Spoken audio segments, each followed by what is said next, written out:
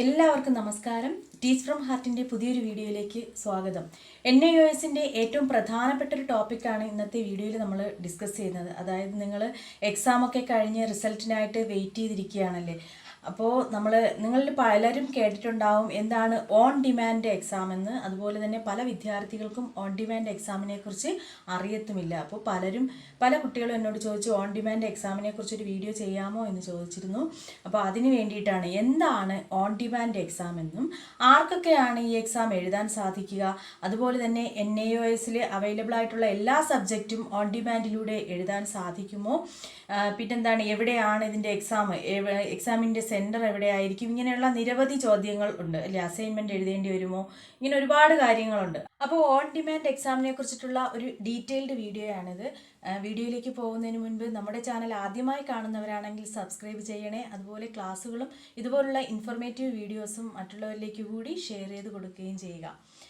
എന്താണ് on demand exam? അതായത് വർഷം മുഴുവനും അല്ലെങ്കിൽ ഓരോ മാസവും എക്സാം എഴുതാനുള്ള മാർഗം, സുവർണ അവസരം എന്നൊക്കെ പറയാം. അതിനെയാണ് നമ്മൾ ഓൺ ഡിമാൻഡ് എക്സാം എന്നതുകൊണ്ട് ഉദ്ദേശിക്കുന്നത്. ഓരോ മാസവും നിങ്ങൾക്ക് എക്സാം എഴുതാനുള്ള അവസരം. എങ്ങനെയാണ് അതിനുള്ള അവസരം ലഭിക്കുക എന്നുകൂടി പറഞ്ഞു തരാം. ആർക്കൊക്കെയാണ് ഇതിന് ഈ എക്സാം എഴുതാനായിട്ട് അർഹരായിട്ടുള്ളവർ, അതായത് SSLC +2 ഫെയിലാകുന്നവർ, ഇംപ്രൂവ് ചെയ്യാനുള്ളവർ, ഏതെങ്കിലും കാരണവശാൽ കോഴ്സ് കംപ്ലീറ്റ് ചെയ്യാതെ വരുന്നവർ, പിന്നെ അഡീഷണലായിട്ട് സബ്ജക്റ്റ് എടുത്തിട്ടുള്ളവർ, ഇവർക്കെല്ലാം തന്നെ ഈ ഓൺ ഡിമാൻഡ് എക്സാം എന്നുള്ളത് പ്രയോജനപ്പെടുത്താവുന്നതാണ്. ഓൺ ഡിമാൻഡ് എക്സാമിനായിട്ട് നമ്മൾ രജിസ്റ്റർ ചെയ്യേണ്ടുന്ന സമയത്ത് നിങ്ങൾ നേരത്തെ പഠിച്ച, അതായത് ഇൻകംപ്ലീറ്റ് ആയതിൻ്റെയോ അല്ലെങ്കിൽ എക്സാം കഴിഞ്ഞ് ഫെയിൽ ആയതിൻ്റെയോ എന്താണോ നിങ്ങൾ ആ കോഴ്സ് കഴിഞ്ഞ് നിൽക്കുന്നത് അതിൻ്റെ ഡീറ്റെയിൽസ്, സർട്ടിഫിക്കറ്റ് ആവാം, ഹാൾ ടിക്കറ്റ് ആകാം, അങ്ങനെയുള്ള രേഖകൾ അപ്ലോഡ് ചെയ്ത് കൊടുക്കേണ്ടതായിട്ട് വരും. പിന്നെന്താണ് ഏറ്റവും പ്രധാനപ്പെട്ട ഒരു കാര്യം ശ്രദ്ധിക്കാനുള്ളത്, NIOSൽ പഠിച്ചവർക്കാണെങ്കിൽ ഈ എക്സാം 10 വർഷം വരെ ഇത് ഉപയോഗപ്പെടുത്താവുന്നതാണ്. അതായത് 10 വർഷം വരെ കാലാവധി ഉണ്ടായിരിക്കും നിങ്ങൾക്ക് ഈ സബ്ജക്റ്റുകൾ എഴുതിയെടുക്കുന്നതിന് വേണ്ടിയിട്ട്, ഫെയിലായ സബ്ജക്റ്റ് എഴുതിയെടുക്കുന്നതിന്. റെഗുലറായി ക്ലാസ്സുകൾ അറ്റൻഡ് ചെയ്യുക, അതായത് റെഗുലർ +2 ഉണ്ടല്ലോ, റെഗുലർ ക്ലാസ്സുകൾക്ക് പോയിട്ടുള്ളവരാണെങ്കിൽ അവർക്ക് 2 വർഷത്തെ കാലാവധി മാത്രമേ ഏതിലൂടെ ലഭിക്കുകയുള്ളൂ, ഓൺ ഡിമാൻഡ് എക്സാമിലൂടെ ലഭിക്കുകയുള്ളൂ. അതുപോലെ തന്നെ പ്രൈവറ്റായി രജിസ്റ്റർ ചെയ്ത് പഠിച്ചവരാണെങ്കിൽ അവർക്ക് 5 വർഷത്തേക്ക് ഈ ഓൺ ഡിമാൻഡ് എക്സാമിൻ്റെ പ്രയോജനങ്ങൾ അല്ലെങ്കിൽ ആ കോഴ്സിൻ്റെ ഓൺ ഡിമാൻഡ് എക്സാം പ്രയോജനപ്പെടുത്താവുന്നതാണ്. ഇനി ഒരു പ്രധാനപ്പെട്ട കാര്യം എന്ന് പറയുന്നത്, ഓൺ ഡിമാൻഡ് എക്സാമിൻ്റെ മീഡിയം എന്ന് പറയുന്നത് ഒരിക്കലും റീജിയണൽ ലാംഗ്വേജിൽ ലഭ്യമായിരിക്കില്ല, ഇംഗ്ലീഷിലോ ഹിന്ദിയിലോ ആയിരിക്കും. അപ്പോൾ നിങ്ങൾ എക്സാമിന് അതിൻ്റെ മീഡിയം ഇംഗ്ലീഷോ ഹിന്ദിയോ, ക്വസ്റ്റ്യൻ പേപ്പറും എന്തായിരിക്കും ഇംഗ്ലീഷിലോ ഹിന്ദിയിലോ ആയിരിക്കും ലഭ്യമാവുക. അപ്പോൾ നിങ്ങൾക്ക് NIOSൻ്റെ വെബ്സൈറ്റിൽ നിങ്ങൾക്ക് ഓൺ ഡിമാൻഡ് എക്സാമിന് വേണ്ടിയിട്ട് രജിസ്റ്റർ ചെയ്യാവുന്നതുമാണ്. നമ്മൾ നേരത്തെ പറഞ്ഞല്ലോ ഓൺ ഡിമാൻഡ് എക്സാമിൻ്റെ പ്രത്യേകത വർഷം മുഴുവൻ എക്സാം അല്ലേ, അല്ലെങ്കിൽ ഓരോ മാസവും എക്സാം നടത്തുകയാണെന്ന് നമ്മൾ പറഞ്ഞു. അതുകൊണ്ട് തന്നെ എക്സാമിനെ 1 മന്ത് മുൻപായിരിക്കും ഷെഡ്യൂൾ ചെയ്യുന്നത്. അതുകൊണ്ട് നിങ്ങൾക്ക് സ്റ്റഡി മെറ്റീരിയൽസ് ലഭിക്കുക പ്രയാസമാണ്. ഓൺ ഡിമാൻഡ് എക്സാമിന് സ്റ്റഡി മെറ്റീരിയൽസ് ലഭിക്കില്ല. പിന്നെ മറ്റൊരു പ്രധാനപ്പെട്ട കാര്യം, assignment and project work on demand എക്സാമിന് ഉണ്ടായിരിക്കത്തില്ല. അപ്പോൾ നിങ്ങൾ ഉറപ്പായിട്ടും 33 മാർക്ക് ഓൺ ഡിമാൻഡ് എക്സാമിന് എഴുതി വാങ്ങേണ്ടതായിട്ട് വരും.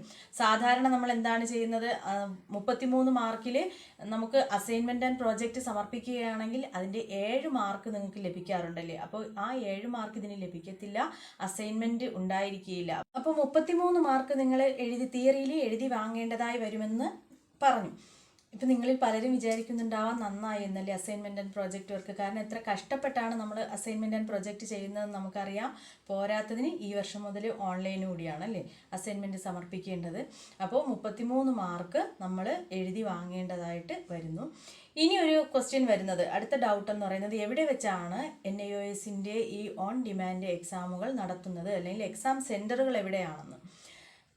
NIOSൻ്റെ റീജിയണൽ സെൻ്ററായ കൊച്ചിയിലോ അല്ലെങ്കിൽ തിരഞ്ഞെടുക്കപ്പെട്ട ഏതെങ്കിലും കേന്ദ്രീയ വിദ്യാലയത്തിലോ വെച്ചിട്ടായിരിക്കും നിങ്ങൾക്ക് എക്സാം എഴുതാനുള്ള സെൻറ്ററുകൾ ലഭിക്കുന്നത്.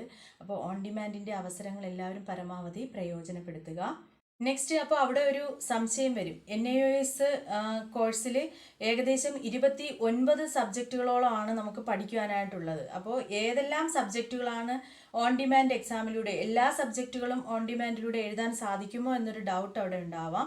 എല്ലാ സബ്ജക്റ്റുകളും എഴുതാൻ സാധിക്കില്ല, പക്ഷേ 21ഓളം സബ്ജക്റ്റുകൾ നമുക്ക് എന്ത് ചെയ്യാൻ കഴിയും, ഓൺ ഡിമാൻഡ് എക്സാമിലൂടെ എഴുതാനായിട്ട് സാധിക്കും. ഇനി ഇതുമല്ല, ഏറ്റവും പ്രധാനപ്പെട്ട ഒരു കാര്യം ഞാൻ നിങ്ങൾക്ക് പറഞ്ഞുതരാം. അതായത് ഓൺ ഡിമാൻഡ് എക്സാമിൻ്റെ കാര്യം പറയുമ്പോൾ ഏറ്റവും ഇമ്പോർട്ടൻ്റ് ആയിട്ടുള്ള കാര്യം, ഓൺ ഡിമാൻഡ് എക്സാം അറ്റൻഡ് ചെയ്യുന്നവർക്ക് ഒരിക്കലും പബ്ലിക് എക്സാം എഴുതാനുള്ള അവസരം ഉണ്ടായിരിക്കില്ല. എന്താണ് പബ്ലിക് എക്സാം? സാധാരണയായി NIOSൻ്റെ എക്സാമുകൾ എപ്പോഴൊക്കെയാണ്, വർഷത്തിൽ 2 തവണയാണ് നടത്താറുള്ളത് അല്ലേ. ഒന്നിൽ മാർച്ച് ഏപ്രിൽ ടൈം, അല്ലെങ്കിൽ നമ്മൾ സെപ്റ്റംബർ ഒക്ടോബർ. അതിന് നമ്മൾ പറയാണ്ട് ഏപ്രിൽ ബാച്ച് അഥവാ ഏപ്രിൽ എക്സാം എന്നും, അതുപോലെ തന്നെ ഒക്ടോബർ ബാച്ച് അല്ലെങ്കിൽ ഒക്ടോബറിൽ നടത്തുന്ന എക്സാം എന്ന് പറയാറുണ്ട്. അപ്പോൾ ഓൺ ഡിമാൻഡ് എക്സാം എഴുതുന്നവർക്ക് എന്ത് ചെയ്യാൻ സാധിക്കില്ല, ഈ വരുന്ന ഇങ്ങനെയുള്ള പബ്ലിക് എക്സാമുകൾ എഴുതാനായിട്ട് സാധിക്കുകയില്ല. അതുകൂടി നിങ്ങൾ ഓർത്ത് വയ്ക്കുക. അപ്പോൾ ഈ പറഞ്ഞ കാര്യങ്ങൾ ഒന്നുകൂടി ഞാൻ ചുരുക്കി പറഞ്ഞു തരാം. എന്താണ് ഓൺ ഡിമാൻഡ് എക്സാം എന്ന് ഞാൻ നിങ്ങൾക്ക് പറഞ്ഞു തന്നു. ആർക്കൊക്കെയാണ് ഈ എക്സാം എഴുതാൻ സാധിക്കുക, എവിടെ വെച്ചാണ് ഈ എക്സാമിൻ്റെ സെൻറ്ററുകൾ, അല്ലെങ്കിൽ നമുക്ക് എക്സാം എഴുതാൻ സാധിക്കുന്നത് എങ്ങനെയാണെന്ന് പറഞ്ഞു തന്നു. പിന്നെന്താണ് പബ്ലിക് എക്സാം എഴുതാൻ സാധിക്കുമോ അല്ലയോ എന്നുള്ള കാര്യങ്ങൾ, അസൈൻമെൻറ്റ് ആൻഡ് പ്രൊജക്റ്റ് വർക്ക് ഇതിലുണ്ടാവുമോ അതിനെക്കുറിച്ച് പറഞ്ഞു തന്നു. ഒരുപാട് ഇൻഫോർമേറ്റീവായിട്ടുള്ള കാര്യങ്ങൾ ഞാൻ നിങ്ങൾക്ക് ഈ വീഡിയോയിലൂടെ ഷെയർ ചെയ്ത് തന്നു.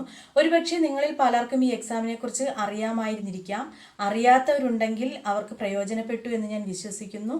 എന്തായാലും നിങ്ങളുടെ അഭിപ്രായങ്ങൾ കമൻറ്റുകളിലൂടെ അറിയിക്കുക. എന്തായാലും ഈ ഓൺ ഡിമാൻഡ് എക്സാമിനെ കുറിച്ച് നിങ്ങൾക്ക് അറിയാമായിരുന്നു, അല്ലെങ്കിൽ വീഡിയോ പ്രയോജനപ്രദമായിരുന്നു. ഇനിയും ഇങ്ങനെയുള്ള ഇൻഫോർമേറ്റീവ് വീഡിയോസ് നിങ്ങൾക്ക് ആവശ്യമായി ഉണ്ടോ, എന്തിനെക്കുറിച്ചെങ്കിലും, ഏതെങ്കിലും വിഷയങ്ങളെക്കുറിച്ച് NIOSുമായി റിലേറ്റഡായ ഏതെങ്കിലും കാര്യങ്ങൾ ഞാൻ നിങ്ങൾക്ക് പറഞ്ഞു തരേണ്ടതുണ്ടോ, എല്ലാ കാര്യങ്ങളും നിങ്ങൾ കമൻസിലൂടെ അറിയിക്കുക. പഠന സംബന്ധമായ എന്ത് ആവശ്യങ്ങൾക്കും, അതുപോലെ തന്നെ എന്ത് സംശയങ്ങൾക്കും നിങ്ങൾ എന്നെ സമീപിക്കാൻ, നിങ്ങൾക്ക് എന്നോട് ചോദിക്കാവുന്നതാണ്. നിങ്ങളുടെ ഏത് ആവശ്യത്തിനും ഞാനും കൂടെ ഉണ്ടാവും. അപ്പോൾ എല്ലാവരും നിങ്ങളുടെ അഭിപ്രായങ്ങളൊക്കെ അറിയിക്കുക. മറ്റൊരു ഇൻഫോർമേറ്റീവ് വീഡിയോയിലൂടെ നമുക്ക് വീണ്ടും കാണാം. നന്ദി.